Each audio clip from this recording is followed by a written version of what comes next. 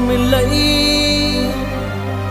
உன்னை அள்ளி செல்லம் கொஞ்சம் யாரும் இல்லை.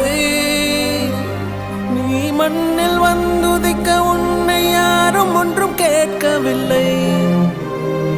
விதி கண்ணை மூடிக்கொண்டு தெருவில் எறிந்ததொரு வானவில்லை. என்